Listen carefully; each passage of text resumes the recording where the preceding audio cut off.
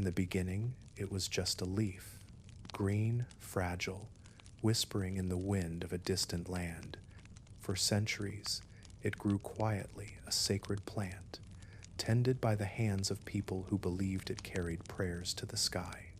They didn't see it as pleasure or profit. It was spirit, ceremony, connection. But one day, strangers came across the ocean. They carried it home across the waves, and the world began to change. Within a single century, this humble leaf would reshape economies, spark wars, inspire art, and influence nearly every corner of human life. It would travel from sacred fires to royal palaces, from muddy plantations to golden advertisements. And in its smoke, or rather, in its story, we can read the tale of humanity itself, our faith, our curiosity, our mistakes, and our endless search for calm. This is the story of the leaf that changed the world, the history of tobacco. Long before maps had names for the continents, before empires drew their borders, the plant we now call tobacco was already part of human life. It grew wild across the vast lands of the Americas, from the humid jungles of the Amazon to the dry plateaus of what is now the American Southwest. To the peoples who lived there, this plant was not a luxury, nor a habit. It was something sacred. In the ancient cultures of the Americas, plants carried meaning. Corn was life, beans and squash were sustenance, and tobacco was spirit. It was believed to bridge the world of the living and the world of the unseen.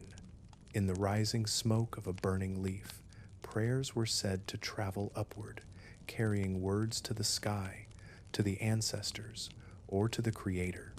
Among the Maya, tobacco appeared in art and mythology. Their gods were often depicted holding rolled leaves or inhaling their essence during ceremonies. For the Taino of the Caribbean, it was part of every ritual: births, healing, peace talks, farewells.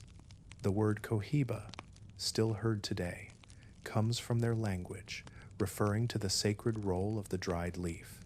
For the peoples of North America, from the Great Lakes to the plains, tobacco held a central place in spiritual life. Pipes were carved from stone, passed hand to hand, and shared in silence before councils and treaties. When tribes met to make peace, they exchanged the plant not as a gesture of trade, but as a promise that their words would be true. To share the pipe was to seal an understanding between nations. It's important to remember that the plant itself was strong and bitter, nothing like the refined products of later centuries. Its power was treated with respect, sometimes even fear. It was not something taken lightly, but a medium through which people sought balance, a way to speak with the spirits, to heal, or to focus the mind. Shamans and healers used it as part of purification rituals to prepare for visions or long ceremonies. Among the Navajo, tobacco was mixed with herbs and used only by those who had the knowledge and permission to do so. In the Andes, people would carry dried leaves as offerings to the Earth Mother, Pachamama. Everywhere, the plant was woven into the stories of origin and faith. Anthropologists believe that humans first cultivated tobacco more than 6,000 years ago. Over time, different varieties spread across the Americas, adapted to soil and climate. It was one of the first domesticated plants in the Western Hemisphere, long before grains or cotton appeared in those regions. The cultivation itself was an act of reverence.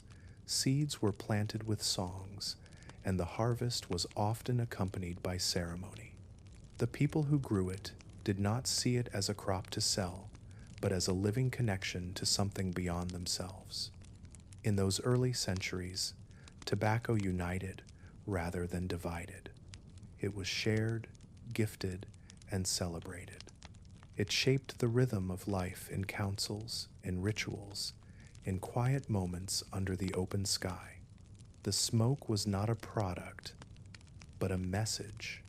And through that message, entire civilizations expressed their deepest ideas about life, death, and harmony. When European explorers first arrived in the late 15th century, they stepped into this world without understanding it.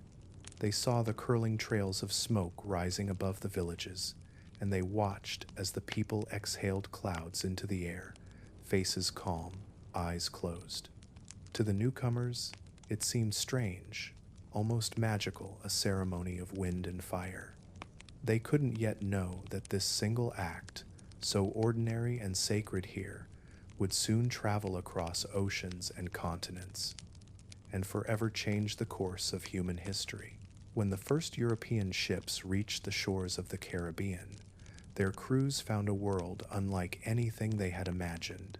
Among the gold and the spices, the parrots and the strange fruits, there was something else, a small green plant that the local people treated with reverence.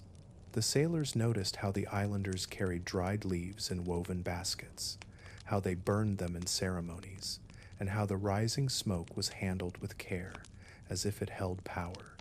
In 1492, during his first voyage, Christopher Columbus recorded in his journal that his men had seen people carrying certain dried herbs, which they set alight and breathed in.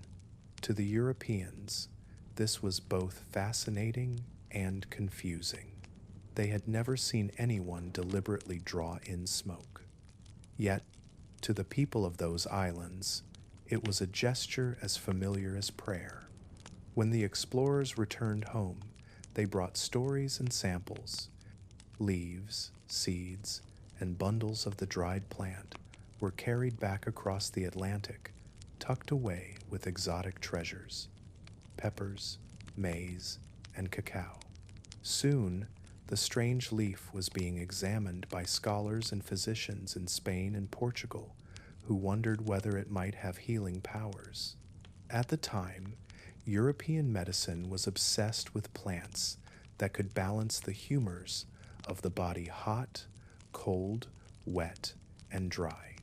The new leaf, they thought, might be a miracle from the New World. One man in particular would play a key role in spreading that idea: Jean Nicot, the French ambassador to Portugal. In the 1560 seconds, he sent powdered tobacco leaves to the royal court of France, claiming they could cure headaches and many other ailments. The Queen, Catherine de' Medici, tried it and reportedly felt relief. From that moment, the plant's fame spread quickly across Europe.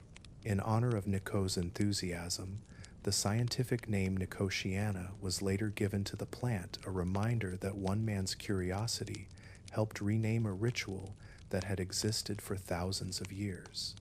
In the late 1500s, tobacco became a fashionable curiosity among nobles and scholars. They inhaled it, sniffed it, chewed it, and claimed it brought clarity, courage, or calm. Doctors wrote pamphlets describing its beneficial vapors. Merchants began importing more of it from the colonies, drying it carefully and selling it at high prices. What had been a sacred substance in one part of the world was now becoming a luxury in another. Still, not everyone was impressed. Some priests called it sinful, a heathen custom brought from lands of idols. Others worried about its effects on the mind and body. In Spain, the Inquisition briefly considered whether it should be banned altogether. And in England, when Sir Walter Raleigh introduced the habit at court, stories say that one servant, seeing him exhale smoke, thought he was on fire and threw a bucket of water over his master. Despite these doubts, curiosity proved stronger. Within a generation, tobacco had reached nearly every major port city in Europe. Sailors carried it to Africa, the Middle East, and Asia. Explorers planted its seeds wherever they settled on Caribbean islands, along the coasts of South America, and in the fertile soil of North America's first colonies. By the early 1600s, European fields were already producing their own harvests. But what made it truly transformative was not just its novelty, it was the timing. Europe was entering an age of trade, of global roots, and ambitious empires. Sugar, silver, and spices were already changing economies. Now, tobacco joined that list, a plant small enough to fit in the palm of a hand, yet valuable enough to finance ships and settlements. No one yet understood how profoundly this new leaf would shape the world. It was still just an exotic wonder, an import from faraway shores. But soon, it would become something else, a commodity, and from there, an empire.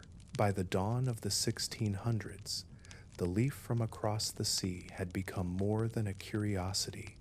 It had become a symbol of modernity, of exploration, and of a new kind of pleasure.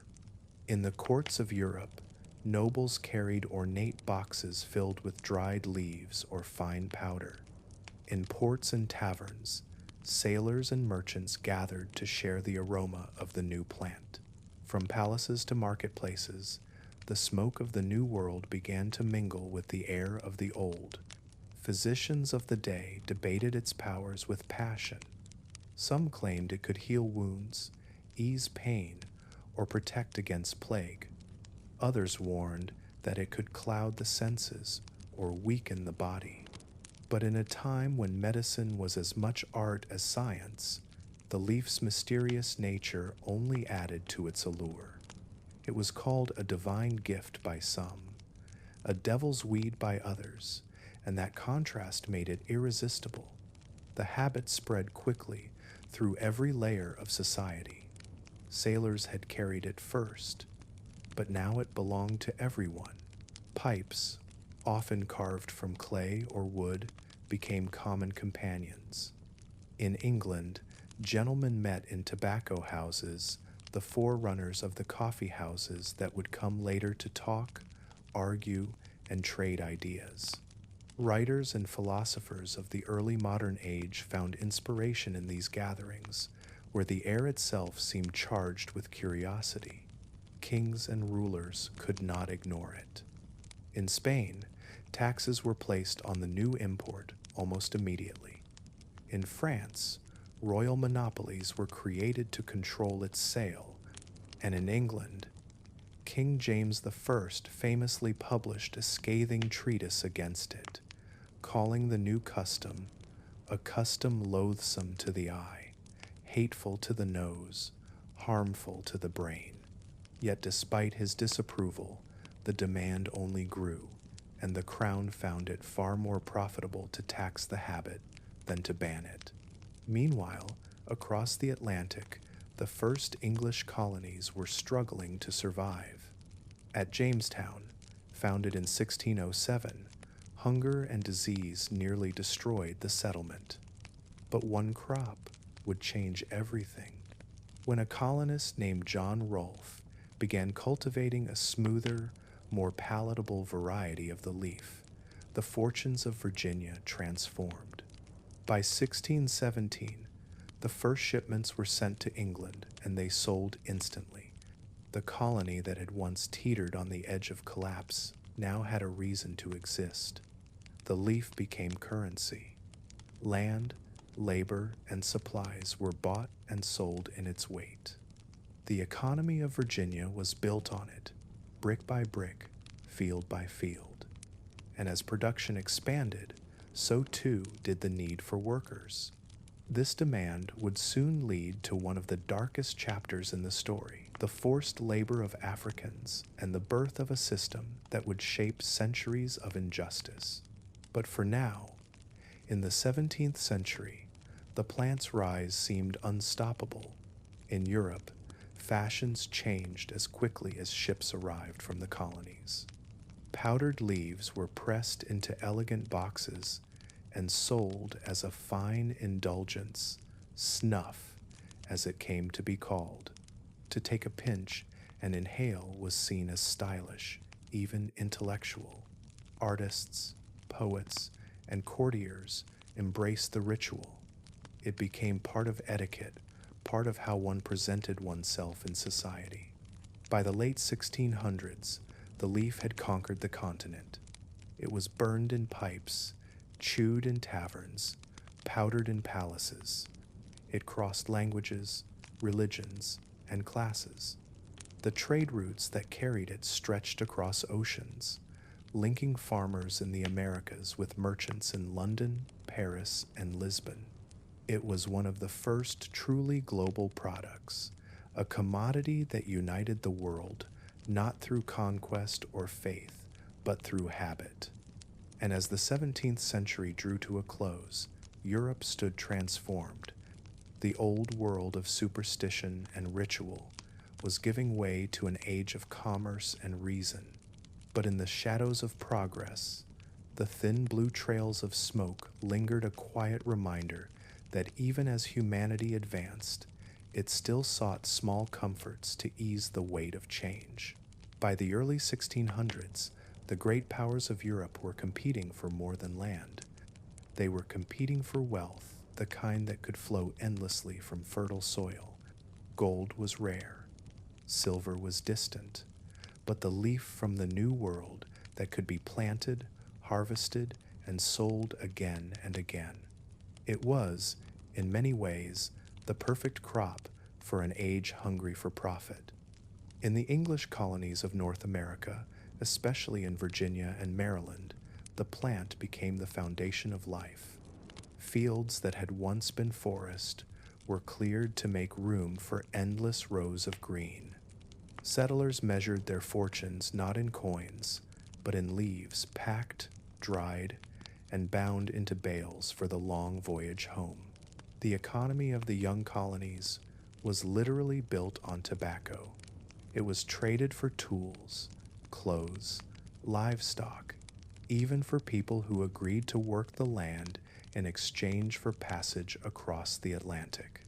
At first, much of the labor came from these indentured servants, Europeans seeking a new start in exchange for years of work. But as the demand for tobacco grew, the system changed. The labor required to plant, tend, and harvest the crop was immense, and planters sought new ways to sustain their fields. In time, the trade in human beings became tied to the trade in this single plant. Ships crossed the Atlantic carrying both the harvested leaf in one direction and enslaved people in the other. It is one of the most painful truths in this history. The prosperity of entire colonies, and later entire nations, was built on the forced labor of millions. The profits were staggering. By the mid-17th century, tobacco had become one of the most valuable exports from the Americas. In England, it was taxed heavily, yet even high taxes couldn't slow its growth. Merchants grew rich. Governments built naval power to protect their trade routes.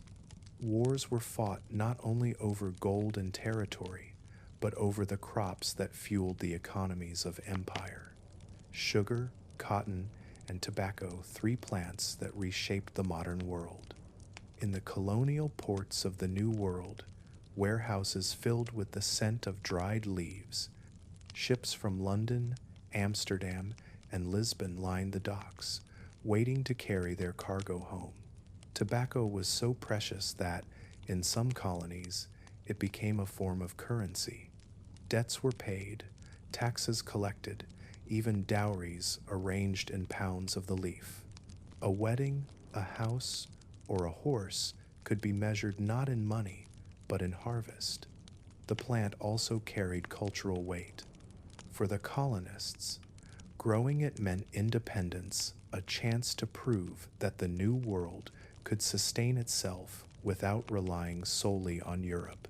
But that sense of freedom came at a human cost that few chose to acknowledge. For every wealthy planter who prospered, there were countless workers who lived and died in the fields, unseen and unnamed. As the 18th century approached, the trade became more organized, more mechanized, and more profitable. European ports built specialized markets where entire shipments were auctioned to the highest bidder. Insurance companies, shipping firms, and banks all grew around this trade. The leaf that had once been sacred now drove the machinery of empire. And yet, across the ocean, the plant's meaning remained different. Among indigenous peoples, it still held its old spiritual role. But as colonization spread, so too did displacement. Entire nations pushed from their lands to make way for the expanding plantations. The sacred leaf had become an engine of conquest. By the time the first whispers of revolution began to echo in the American colonies, tobacco had already woven itself into every aspect of life.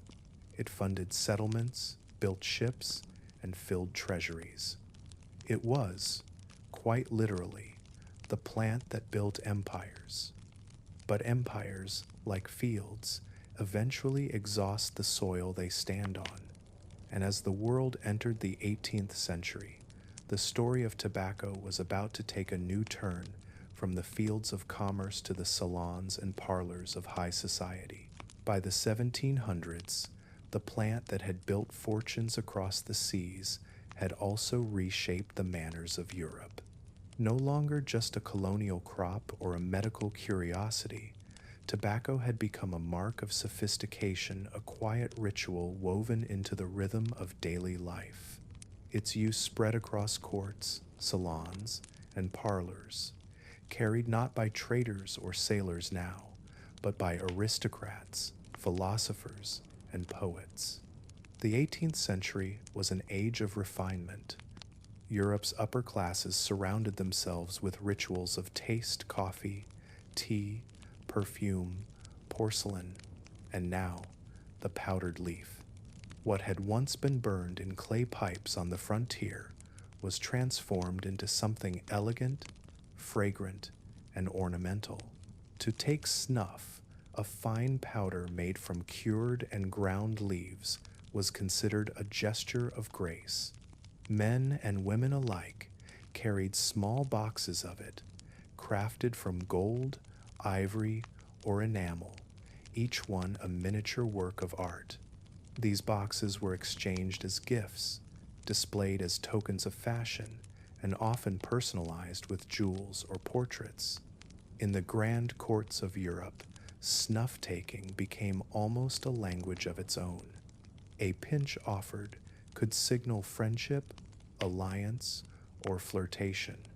How one opened the box, tapped the lid, or brushed the powder from one's fingers was watched and imitated. It was part of etiquette as formal and deliberate as the bow of a dance. Even monarchs took part. Frederick the Great of Prussia kept a vast collection of snuff boxes, each suited to a different occasion. Catherine the Great of Russia received them as diplomatic gifts. And in France, the nobility elevated the practice to an art form, blending rare scents and textures into their powder, creating signature mixtures much like fine perfumes. For those of humbler means, the pipe remained the companion of choice. In villages, inns, and city taverns, clay pipes passed from hand to hand. They were cheap, fragile, and easily replaced, yet they carried a certain dignity. After a long day's work, the act of sitting together, talking quietly, and watching thin trails of smoke rise into the air offered a moment of calm. It was a pause, a way to slow time in an increasingly busy world. Writers and thinkers of the Enlightenment also embraced the ritual. Coffee houses in London and Paris became centers of discussion, filled with conversation, ink, and ideas. There, the gentle presence of tobacco blended into the air like background music, part of the atmosphere of debate and discovery. Some called it a muse, others a distraction, but all agreed it had become part of modern life. Tobacco was also beginning to appear in art and literature. Portraits often depicted gentlemen with a pipe or a snuff box, symbols of intellect and refinement. In plays and novels, characters were described by the way they handled their tobacco, careless or precise, modest or vain. It was no longer just a substance, it was personality, class, identity. Meanwhile, across the ocean, the colonies that grew the leaf were thriving. Ship after ship left the ports of Virginia, the Carolinas, and the Caribbean, carrying their harvests to the markets of Europe. The profits fed the growing luxury of the Old World, even as the lives of those who produced it remained harsh and hidden. The contrast between elegance and exploitation became sharper with every year two sides of the same story, connected by a single plant. By the end of the century, the world of tobacco had split in two. In Europe, it was refinement art, fashion, conversation. In the colonies, it was labor, land, and wealth. Together, they formed a system that touched nearly every aspect of life in the 18th century, from the drawing rooms of Paris to the plantations of the New World. And as the Age of Enlightenment gave way to the Age of Industry, the story of tobacco was ready to evolve once again. Machines would soon take over the work of hands. Cities would replace courts as centers of culture, and the leaf that had once traveled across oceans would begin its journey into the modern world. The 19th century was a time of noise and invention of engines, factories, and endless motion. Across Europe and America, the hum of machinery replaced the quiet rhythm of the countryside, and even the ancient rituals of the tobacco leaf began to change. For hundreds of years, the plant had been prepared by hand, rolled, ground, or packed with care. Each portion represented a personal ritual, something shaped by time and touch. But industry had little patience for such traditions. In the age of iron and steam, everything that could be mechanized would be. And so, the story of tobacco entered its industrial age. The first major shift came with the rise of the cigar. In Spain and later in Cuba, skilled workers crafted them by hand, rolling each leaf into a perfect cylinder. By the mid-1800s, cigars had become symbols of prosperity and progress, the choice of merchants, politicians, and industrialists. They fit the new image of success: confident, ambitious, worldly. But in the busy streets of cities like Paris and London, another form began to appear: smaller, cheaper, easier to use. At first, it was seen as a lower-class version of the cigar, a convenience for soldiers and travelers. Rolled from scraps of tobacco and thin paper, it was called the cigarette. Simple, disposable, and perfectly suited to the pace of modern life, the idea spread quickly. Factories began producing pre-rolled cigarettes, first by hand, then by machine. In 1880, an American inventor named James Bonsack created a device that could roll thousands of cigarettes in a single hour, far faster than any worker could manage. This single invention transformed the industry overnight. What had once been an artisanal product became mass-produced, uniform, and cheap. For the manufacturers, it was a dream. Costs fell, production soared, and demand followed. Companies competed fiercely, printing colorful labels, offering promotions, and building powerful brands. What had begun as a ritual of ceremony now became a business of marketing. The late 19th century was also an age of global expansion. Colonial trade networks ensured a steady supply of tobacco leaves from every corner of the world, from the fields of the American South to the plantations of Asia and Africa. Shipping routes and steam power made transport faster and cheaper, connecting farmers, factories, and consumers across continents. Tobacco was no longer just a crop or a habit. It had become a global commodity, one of the first true consumer products of the industrial era. As cities grew and workers filled the factories, the cigarette fit seamlessly into the rhythm of modern life. It was portable, quick, and accessible. In crowded streets and dim workshops, in railway stations and cafes, people found in it a moment of pause, a brief escape from the clamor of machines. It became, in many ways, the symbol of the industrial worker, small, efficient, and endlessly replaceable. At the same time, governments recognized its value in another way. Taxes on tobacco funded public works, armies, and the expansion of empire. What had once been condemned by kings was now embraced by states as a dependable source of revenue. The leaf had become an essential part of the modern economy. By the end of the 19th century, the world had changed beyond recognition. The age of exploration had given way to the age of industry. Machines ruled where hands once labored, and markets reached across oceans. In that new world, the tobacco leaf, now rolled into millions of identical white cylinders, had found a new identity. It was no longer sacred or even special. It was ordinary, and in its ordinariness lay its power. What began as a plant of ceremony had become a product of modern life, a quiet constant amid the noise of progress. And soon, it would become something even more powerful, a symbol of identity, rebellion, and style in the 20th century. As the 20th century dawned, the world had learned to sell dreams. Factories no longer simply made products, they made identities.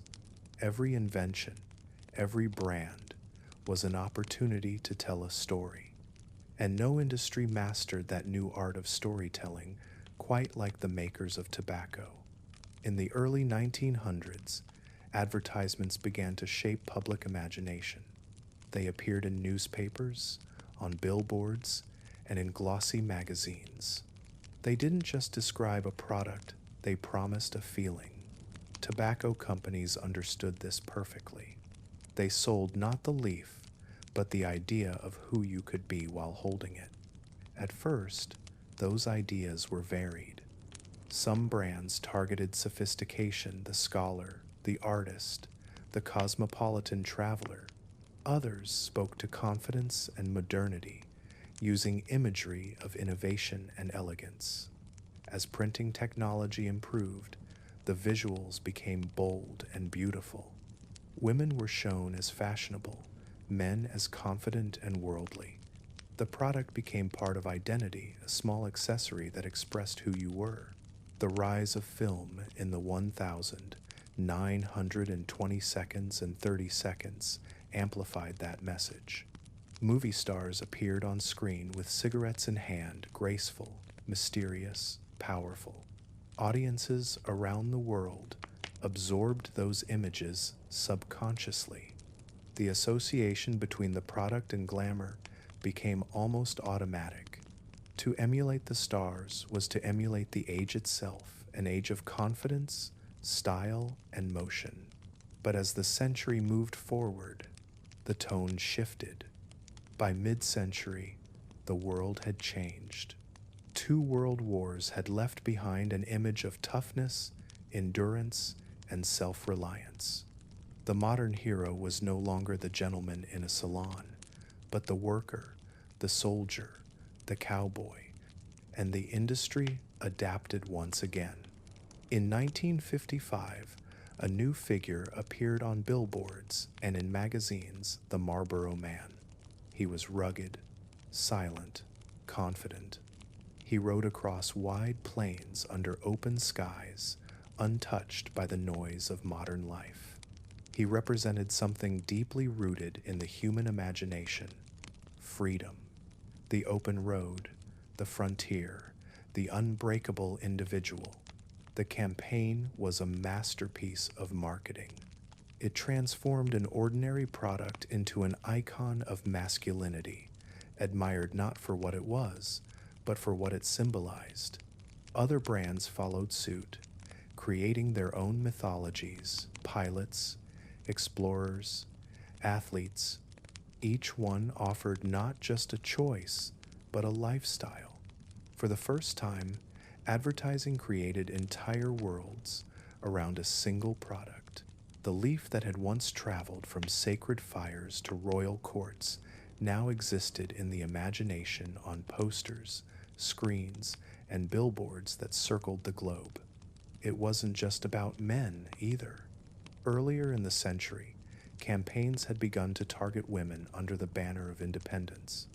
In 1929, one American campaign called cigarettes "Torches of Freedom," linking them to the growing movement for women's rights. The message was clear. The product represented liberation, equality, and self-expression. It was clever, powerful, and effective, shaping perceptions far beyond the market itself. By the 1,960 seconds, advertising had reached its golden age.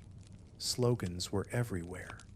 Radio jingles and television spots created powerful emotional connections. The leaf had become more than a commodity. It was now part of global culture, embedded in art, fashion, music, and film. From James Dean to Audrey Hepburn, from westerns to noir films, the image was always there, unspoken but unmistakable. Behind these campaigns stood an entire science, psychology, design, and data. Marketers studied color, movement, and emotion to understand what inspired desire. They learned how to connect products to feelings of confidence, belonging, and calm. It was the dawn of modern branding, and tobacco companies were among its pioneers. By the late 20th century, the symbols they created had become larger than life.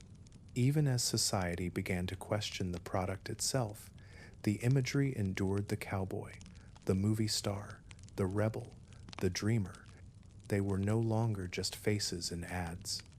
They were part of a century's collective memory, woven into the story of what it meant to be modern. And so, from the factory floor to the silver screen, tobacco had completed its transformation. It was no longer merely a leaf. It was legend. Throughout history, soldiers have carried many things into battle weapons: letters, lucky charms. But from the very first colonial wars to the global conflicts of the 20th century, one small item appeared again and again among their belongings: the familiar dried leaf. During the American Revolution, tobacco was more than a crop. It was a currency that helped finance the war itself. Shipments from Virginia were traded with France for weapons and supplies. It was the lifeblood of the colonies, fueling both their economy and their fight for independence. For soldiers on the front lines, it became something more personal, a reminder of home, of peace, of ordinary days that seemed very far away. By the 19th century, as wars grew larger and longer, the presence of tobacco on the battlefield became almost universal. During the American Civil War, both Union and Confederate troops used it as a small comfort in moments of exhaustion. Letters from soldiers mention how a brief pause with the familiar scent of the leaf helped them endure the endless marches and uncertainty. It was not about habit, it was about humanity. In a world of noise and fear, it offered a brief sense of calm. European armies soon adopted the same pattern.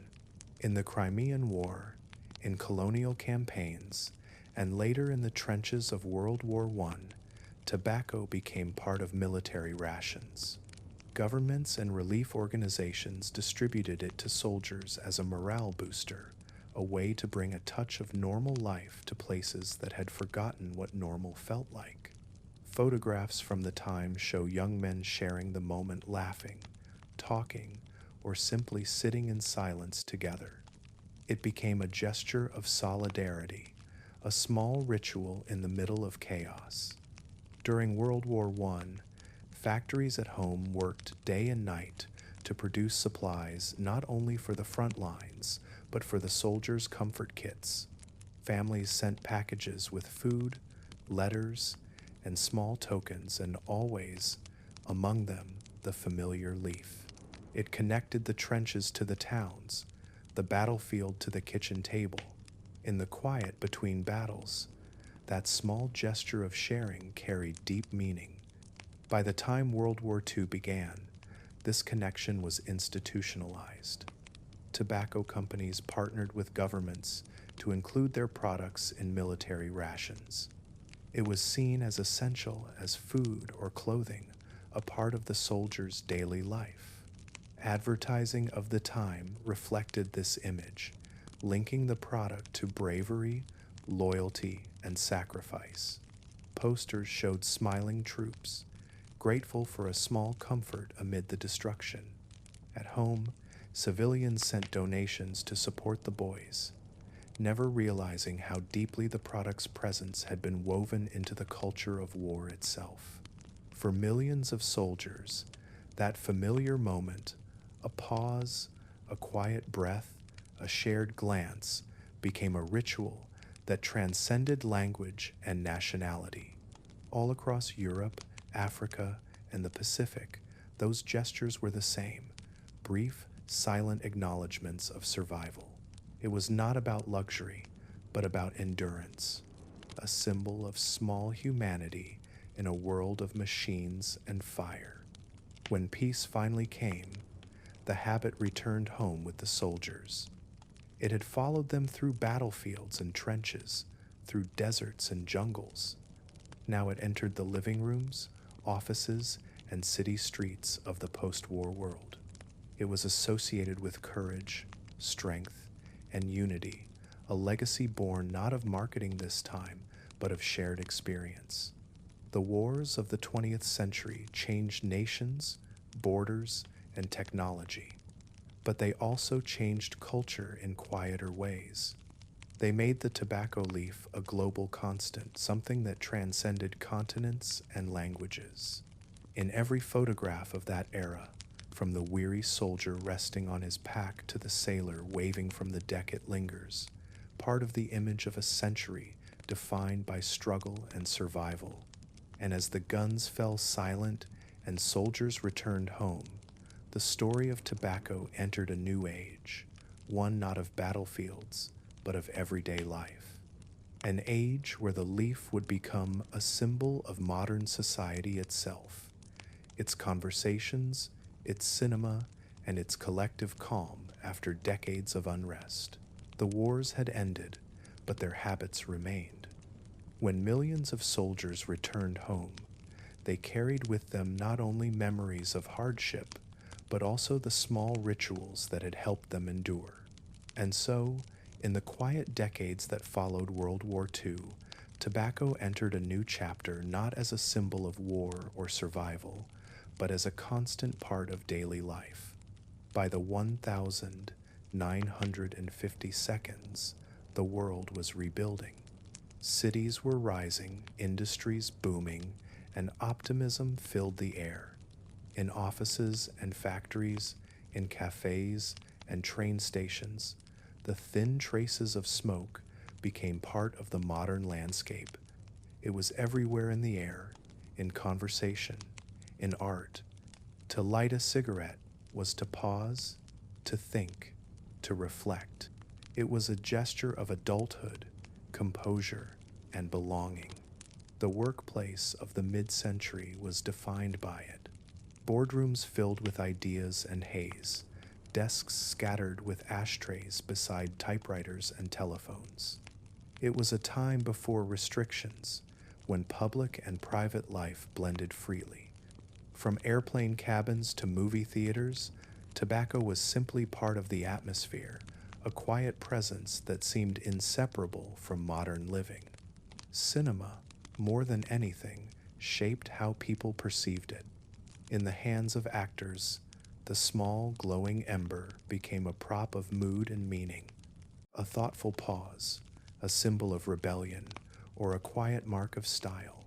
Film noir heroes leaned in shadows, their faces half lit by the ember's glow. Romantic leads shared a slow exhale between whispered lines. The gesture became language, a way to express calm, desire, or defiance without a word. On screen, it was never about the act itself, but the attitude that surrounded it. Writers and artists of the 20th century also embraced the image. From Parisian cafes to New York lofts, smoke drifted above conversations about art, politics, and life. The leaf, once a crop of labor and empire, had become a companion to creativity. It was the backdrop to ideas that shaped an age: the jazz clubs, the late-night diners, the bohemian studios, where paint and ink mixed with the scent of the modern world. For the advertising industry, this new culture was a gold mine. Campaigns didn't sell tobacco as a product. They sold it as emotion, sophistication, confidence, relaxation. A man with a briefcase in the city. A woman in a convertible, her scarf caught in the wind. The message was subtle. This was modern life, and the leaf was simply part of it. In that sense, tobacco became the soundtrack of the 20th century, the quiet rhythm between work and rest, noise and silence. Yet beneath this surface of glamour and familiarity, the world was beginning to change. Science was advancing. Medicine was learning to look closer, to measure, to question. And in laboratories and hospitals, researchers were starting to notice patterns that would soon rewrite the story of the leaf entirely. But in the decades before that revelation, tobacco was at its cultural height, a universal symbol of connection and calm. In those years, to share one was to share time itself. Friends met over it. Strangers began conversations with it. Couples lingered longer in doorways, holding the moment just a little while more. It was, for better or worse, a social bond, an invisible thread that linked people across countries, classes, and languages. The smoke was more than a substance. It was a metaphor for thought, for intimacy, for the fleeting nature of life. As the 20th century moved deeper into its second half, that metaphor began to change. The air of optimism started to thin. Questions were being asked, quietly at first, then louder. What did this constant fog hide? What did it cost? The answers, when they came, would transform public opinion forever. But before that reckoning, the world existed in a kind of gentle haze, an age when smoke and conversation filled the same space, and nobody thought to separate them. It was the calm before the storm, the last great moment of innocence in the long and complicated history of the leaf. For centuries, the tobacco leaf had been treated as a gift, a comfort, a custom, a symbol of calm. But by the middle of the 20th century, the same curiosity that had once celebrated it began to question it. The world of science was changing. Microscopes grew sharper, data grew deeper, and medicine began to look more closely at the invisible connections between habit and health. In the 1,930 seconds and 40 seconds, a few doctors in Europe noticed a troubling pattern. They observed a rise in certain illnesses, especially among people who used tobacco regularly. At first, these findings were small, scattered, easy to dismiss. After all, this was an age that trusted progress, and tobacco was deeply woven into everyday life, endorsed by celebrities, even by doctors themselves in advertisements of the time. The idea that something so ordinary could pose a hidden risk seemed almost unthinkable. But as research continued, evidence began to accumulate. In the years following World War II, scientists in Britain, Germany, and the United States conducted large studies comparing different groups of people. Their results pointed toward the same conclusion. The habit that had become a global norm might also carry unseen consequences. It was the beginning of one of the greatest public health debates in modern history. In 1950, two British researchers, Richard Dahl and Austin Bradford Hill, published a groundbreaking paper linking tobacco use with serious diseases. Their work was cautious, but convincing. The numbers were clear, the patterns too consistent to ignore. Still, the discovery was met with resistance. Many scientists called for further proof. Governments hesitated to act, and the powerful companies behind the global tobacco trade defended their product with equal conviction, funding their own research, publishing counter-arguments, and insisting that the evidence was inconclusive. In 1954, in the United States, the industry launched what became known as the Frank Statement to Cigarette Smokers, a public declaration printed in newspapers across the country. It promised transparency, cooperation, and a commitment to investigate the truth. But behind the calm tone lay a quiet campaign of doubt. For the next several decades, research and rebuttal would move in parallel, each claiming authority. Meanwhile, public awareness slowly grew. Magazines began reporting on scientific studies. Doctors' voices grew louder, and by the 1,960 seconds, the discussion had reached a point where it could no longer be ignored. In 1964, the U.S. Surgeon General released a landmark report officially acknowledging a link between tobacco and serious health risks. It was a turning point, the first major government document to confront the issue head-on. The impact was immediate and complex. Governments began to introduce regulations, requiring warning labels and restricting advertising in certain forms. Television commercials that once filled the airwaves with glamorous imagery slowly disappeared. For the first time, the story of tobacco was not just one of culture and commerce, but of science, policy, and public trust. Around the world, people reacted in different ways. Some accepted the findings and changed their habits. Others questioned the motives of the scientists or the fairness of regulation. The conversation became not just medical, but philosophical, a reflection of how society deals with truth, evidence, and change. It revealed something profound about human nature, our ability to hold on to comfort, even when faced with reason. The late 20th century became a period of reevaluation. Researchers continued their work, governments tightened rules, and industries adapted to the new reality. But the cultural impact was harder to erase. The leaf had been part of human identity for centuries, from sacred ceremonies to silver screens. Now it stood at a crossroads between nostalgia and knowledge. In a way, the scientific awakening of the 20th century did more than expose the risks of tobacco. It marked a shift in how humanity saw itself, no longer content with tradition or habit, but determined to understand the mechanisms behind its choices. The story of the leaf had always mirrored the story of civilization, and now, in this age of data and discovery, it reflected a new kind of faith, not in ritual, but in evidence. When the science became clear, the debate did not end. it only grew louder. The mid-20th century marked the beginning of a new kind of struggle, not fought with weapons or trade, but with information.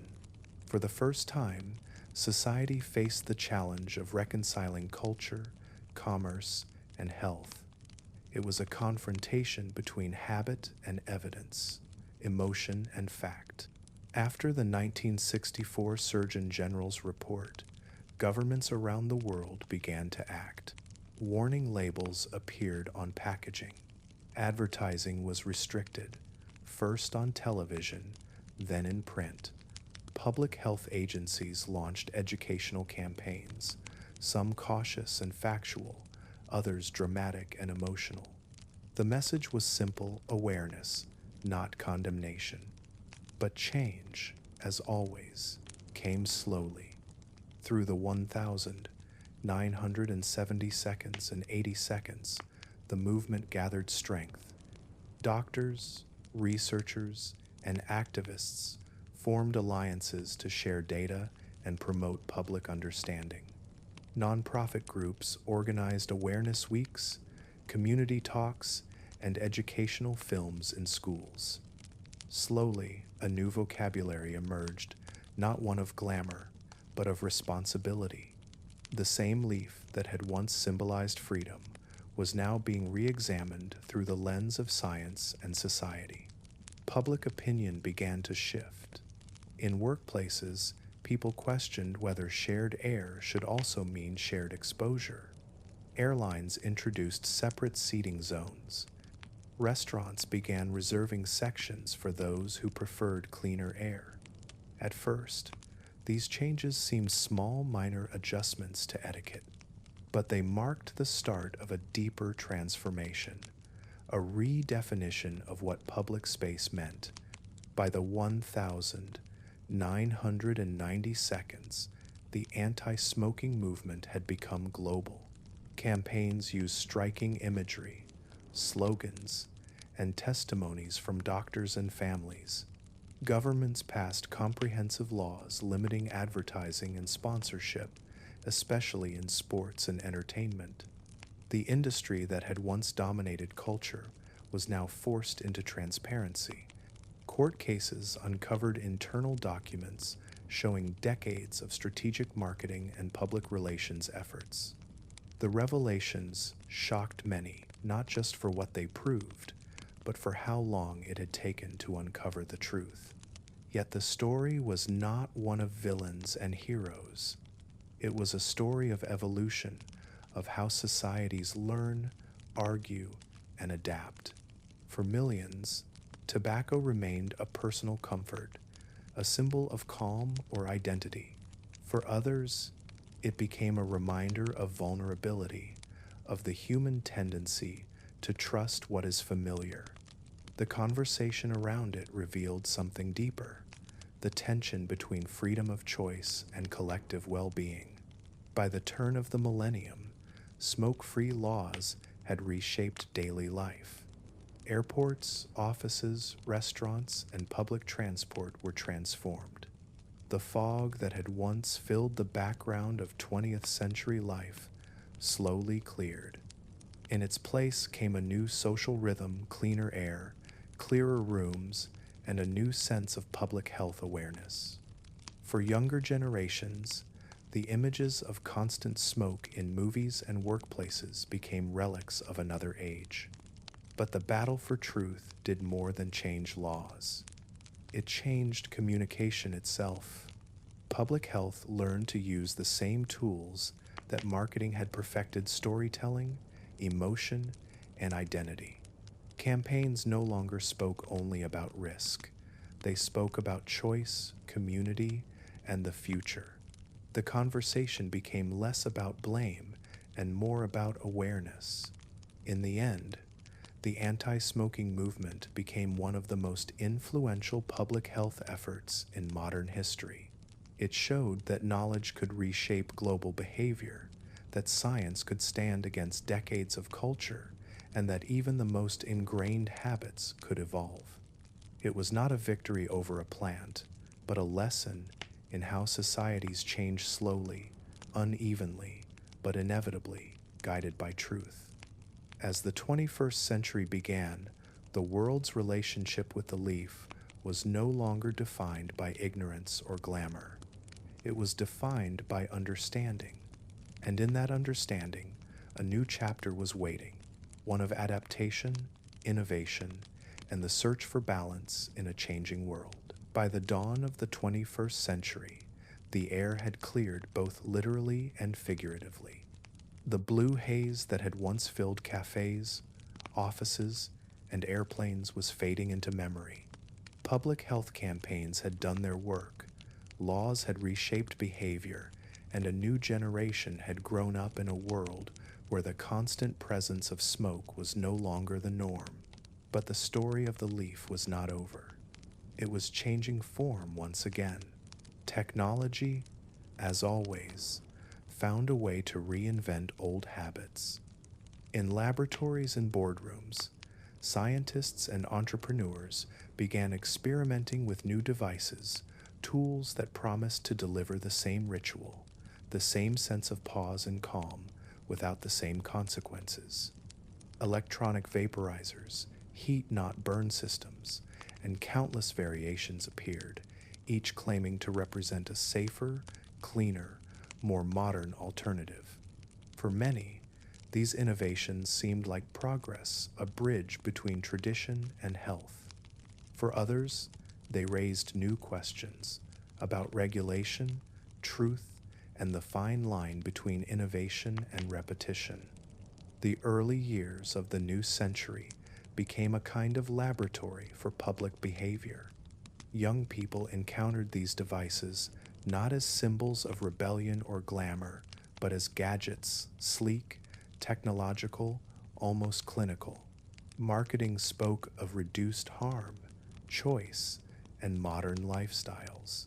Once again, the story was being rewritten, using the same language that had shaped it a century earlier: freedom, individuality, and calm.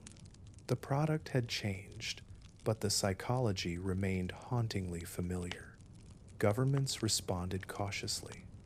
Some embraced the new alternatives as tools for harm reduction.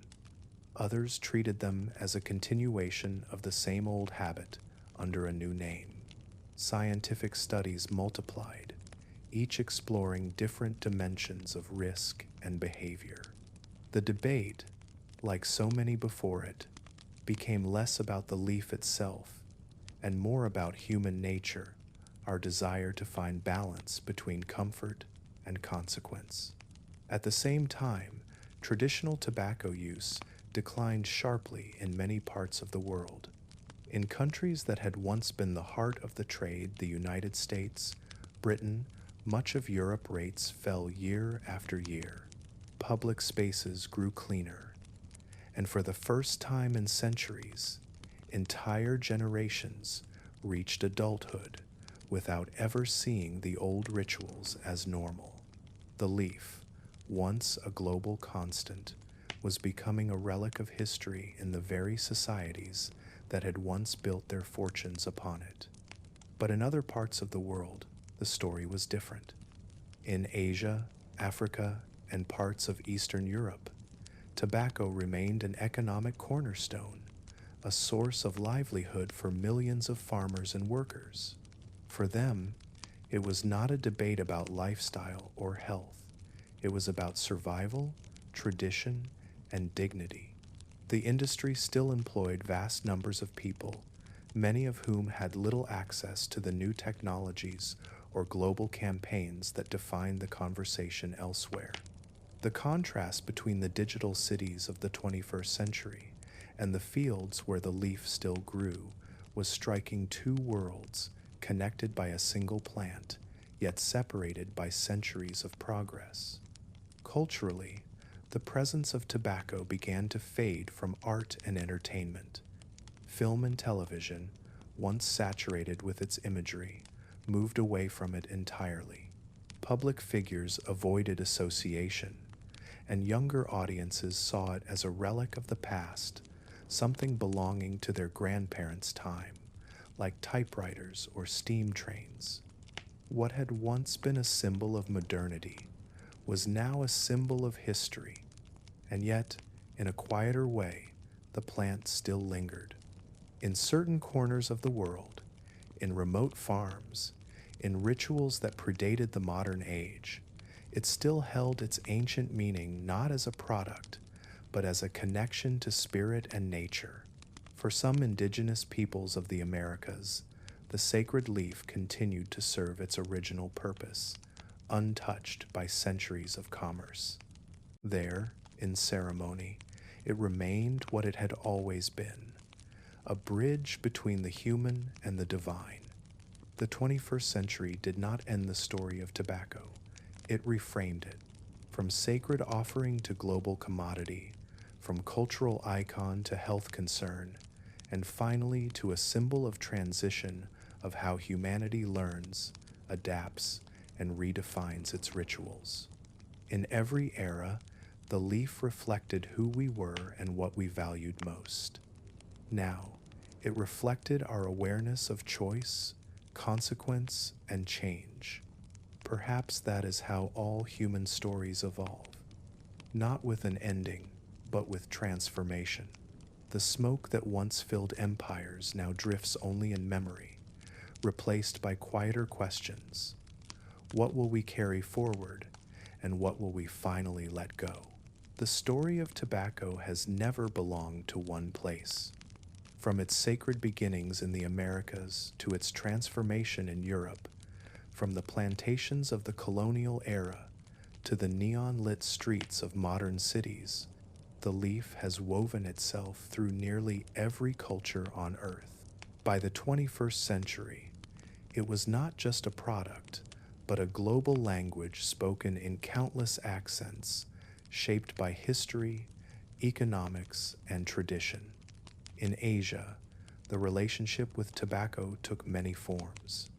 In China, the world's largest producer and consumer, the plant became an integral part of social life. It was exchanged in greetings, offered in hospitality, and used to mark respect. From bustling cities to rural villages, the small gesture of sharing tobacco symbolized politeness, connection, and trust. Factories employed millions, while vast fields in the provinces supplied the leaves that sustained the industry. Yet in recent years, modern health awareness and policy changes have begun to reshape those traditions, balancing heritage with caution. In India, tobacco followed a different path. Introduced during the Mughal period, it became embedded in daily routines through diverse forms, hand-rolled biddies, powdered mixtures, and ceremonial uses. Over the centuries, it adapted to local customs and languages, becoming both an economic force and a social reality. For farmers, it was livelihood. For others, ritual or relaxation. Modern India now faces the challenge of preserving agricultural stability while addressing public health, a delicate balance shared by many nations in the global south. In the Middle East, the story is written in smoke that drifts from ornate pipes, the nargileh, the shisha, the hookah. Here, tobacco is not an individual act, but a communal one. It fills cafes and courtyards with quiet conversation, unhurried time, and social warmth. The ritual is as much about gathering as it is about the leaf itself, a symbol of hospitality, a thread connecting generations. Though the modern world debates its health and regulation, its cultural place remains deeply rooted in tradition. Across Africa, tobacco has long played a dual role. It is both a cash crop and a cultural companion. From the highlands of Malawi to the fields of Zimbabwe, entire communities depend on its cultivation. The work is demanding, the profits uncertain, yet for many it represents survival, a legacy of colonial trade that still shapes rural economies today. In ceremonies and local markets, tobacco retains traces of its ancient power, not of wealth, but of continuity. And then there is Latin America, where the story began. In Cuba and the Caribbean, tobacco remains both heritage and art form. The making of cigars, still done by hand in many places, carries a sense of pride and identity passed down through generations. In parts of Central and South America, indigenous peoples continue to use the plant as they always have, in prayer, offering, and community. There, far from billboards and factories, tobacco has never lost its sacred meaning. In the globalized 21st century, these worlds coexist. In one city, a factory worker packages millions of identical products for export. In another, an elder prepares the leaf for a ritual as old as time. In one country, tobacco is seen as an outdated habit. In another, it remains a vital source of income. The contrasts are profound, not just economic, but cultural, spiritual, and emotional. Global corporations have learned to navigate these differences with precision, adapting their messaging and marketing to each society's values. At the same time, international health organizations strive for common ground education, transparency, protection for the vulnerable. It is a constant negotiation between local tradition and global policy, between heritage and modernity. The story of tobacco around the world is, in truth, the story of humanity itself. It reflects how people across continents transform the same simple leaf into something that suits their own rhythms and beliefs.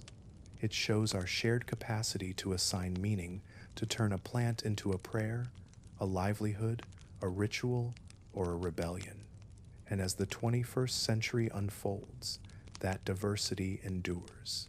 The sacred and the commercial, the ancient and the industrial, all living side by side, bound by smoke, soil, and memory. The leaf may have one name, but it carries 1,000 stories. Behind every bale of cured tobacco, behind every packet or product, there is a field. And in that field, there are hands, the hands of farmers, planters, and workers whose lives are bound to the rhythms of the soil. For centuries, their labor has been the quiet heartbeat of an industry that shaped empires and economies. Yet their stories, like the leaves they harvest, have often been dried, pressed, and packed away, hidden from view. The cultivation of tobacco has always been demanding work. The plant is delicate, sensitive to soil, rain, and light. It requires careful tending from seedbeds to transplanting, from topping to harvest. Each stage must be timed precisely, each leaf handled with patience. In many rural communities, entire families participate in the process, their days marked by the changing color of the fields. For them, the leaf is not a symbol or a commodity. It is survival. In regions like North Carolina, southern Brazil, and northern Zimbabwe, tobacco remains a vital part of the local economy. The harvest season fills the air with its distinct scent, a mix of earth, heat, and curing barns. Farmers rise before dawn, carrying baskets to collect the broad green leaves, each one heavy with moisture. Later, they hang them carefully in tall wooden barns to dry. The work is slow and methodical, guided more by experience than technology. Even in an age of machines, much of the process still depends on human touch.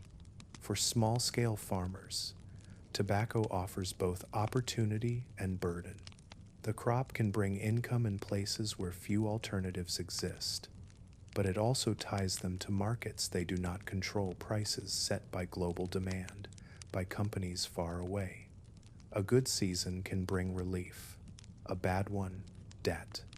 Many communities rely on the plant because there is no other choice. Their relationship to tobacco is not romantic, but pragmatic, a negotiation between necessity and exhaustion. In some parts of the world, the human cost is even higher. Seasonal workers, often migrants, move from farm to farm during harvests, working long hours under the sun. Their pay is modest, their protections limited. Health concerns related to handling fresh leaves are common, yet often overlooked. The irony is quiet but powerful. The same plant that brought wealth to nations has left many of its cultivators in poverty. Women play a crucial role in this hidden economy. They plant, sort, and bundle the leaves, often balancing their labor with the demands of caring for families. In many rural areas, they are the unseen foundation of agricultural life, their knowledge passed down through generations, their contribution rarely recorded. To them, the leaf is not an industry but an inheritance. The ecological side of tobacco farming tells another story. The plant depletes the soil quickly, demanding nutrients and space. In regions where it dominates agriculture, forests have been cleared for curing barns and new fields. Communities have begun to reckon with this cost, exploring ways to diversify crops, to restore land, to find balance between tradition and sustainability. Slowly, agricultural programs and cooperatives have emerged, teaching farmers to rotate crops, to protect their soil, and to secure fairer prices. Despite the hardships, there is a quiet pride in the work. To grow something from seed to harvest, to handle the leaves with care and see them transformed, it carries dignity. For many, the rhythm of planting and curing has defined their families for generations. Even as the global market changes, even as demand shifts, the connection to the earth remains. In the scent of the curing barns and the rustle of dried leaves, history lives on not in empires or brands, but in the hands of those who made them possible. The plant's story, after all, has always been a story of people. Kings and traders may have shaped its fame, but it was farmers who gave it life. And as the modern world looks forward, their labor reminds us of something fundamental, that behind every global industry lies a simple truth. The soil remembers, and so do those who work it. Every great story leaves behind a trace, a mark in the soil, in memory, in culture. The story of tobacco is one of those traces. It began with a plant that grew quietly in the earth, tended by people who believed it carried prayers to the sky. It traveled across oceans, built fortunes, inspired art, fueled wars, and challenged science. It connected and divided, comforted and harmed, enriched and exploited. Few things in human history have touched so many lives in so many ways. To look back at this journey is to see the full range of human nature reflected in a single leaf. Curiosity, ambition, faith, greed, creativity, resilience, all of them intertwined. At every stage, tobacco mirrored the world that surrounded it. In sacred fires, it represented connection. In royal courts, status. In factories, labor. In wars, solace. In laboratories, consequence. And in modern life, awareness. Its history is not simple, nor is it singular. It is the story of how we give meaning to the things we create, and how those things, in turn, shape us. From the moment it left the hands of indigenous peoples and entered the markets of empire, tobacco became more than a plant. It became a mirror, showing each generation something different about itself. In one age, it stood for sophistication. In another, for survival. For some, it was rebellion. For others, routine. And even now, when the world views it with caution, its presence lingers in memory, a symbol of centuries past, woven into art, music, and conversation. Its imprint remains in our languages, in place names, in the architecture of old warehouses and colonial towns. It is history you can still smell in the wood of old barns and see in faded photographs of workers and merchants long gone. The legacy of tobacco is therefore not only a tale of harm or commerce, it is a tale of transformation of how humanity turns a simple plant into a vessel for its own contradictions. It shows how we seek comfort in nature, then reshape it to our will. It reminds us that progress is rarely pure, and that every era leaves both light and shadow behind. In the modern world, where the air is clearer and the rituals quieter, the story of tobacco still offers perspective. It asks us to think about what we choose to value, what we grow, what we trade, what we hold close. It invites reflection on our relationship with the earth, with industry, and with ourselves. For the leaf, though simple, tells a vast and human truth that everything we touch becomes part of our story. And so, the journey comes full circle. From the sacred fires of the ancient Americas to the neon lights of the 20th century, from the hands of farmers to the pages of science, from smoke to silence, the leaf that changed the world has returned to being what it always was, a plant, a part of the earth waiting in the wind. Perhaps, in the end, that is the lesson it leaves us, that progress and reflection must walk together, that every comfort has its cost, and that even the simplest things, a seed, a leaf, a breath, can shape the destiny of nations. As the story fades, imagine the last curls of smoke rising into the night sky, quiet, slow, dissolving into the stars. Somewhere, long ago, people once believed those trails carried their prayers to the heavens. Maybe, in a way, they were right, for in them, we can still see everything that makes us human, our hope, our longing, our need to connect, and our endless search for meaning in the things we create. The story of tobacco is not just a history of a plant.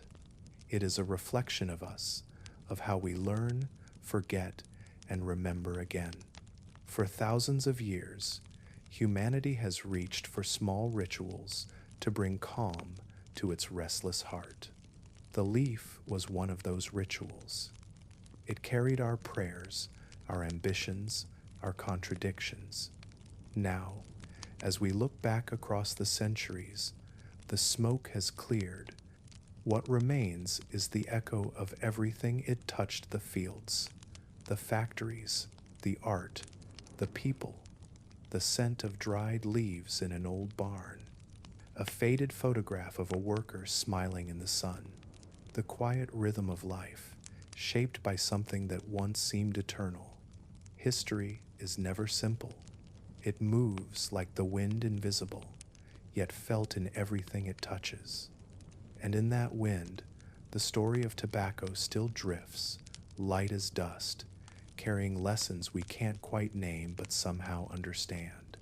That progress comes with reflection. That comfort comes with cost.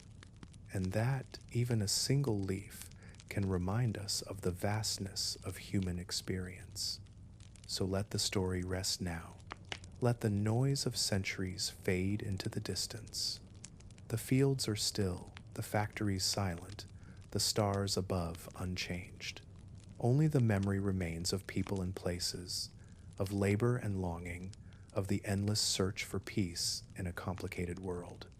The leaf has told its tale, the world has listened, and as the last wisp of its story curls away into the night, we are left with the quiet truth beneath it all, that what we breathe out into the world always finds its way back to us, carried softly, gently into history.